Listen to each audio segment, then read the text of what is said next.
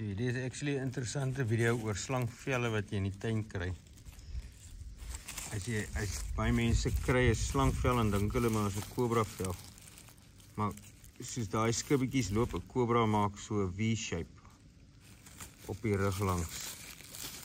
En gewoonlik lig daai maagskibbe uit. So hierdie is een of ander groot bruin huisslang.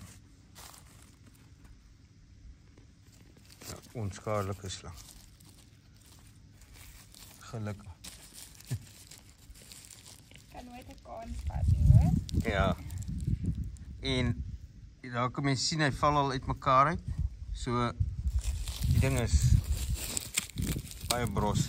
As hy vars is hy sag. Maar kyk hom maak 'n velletjie. So hierdie vel het jy nou met lak raak gesien. Hy sit seker al 'n maand of dalk 2 weke hierso. Jy kan disintegreer. As hy vars is hy baie rekbaar. Hierdie een rek glad, hy breek baie maklik. So, kyk altyd vir daai shape agter op die skibbe. Ek gaan nou sommer die kobra wat ek nou net gevang het wys. Wat se V-shape ek van praat. In die bakkie.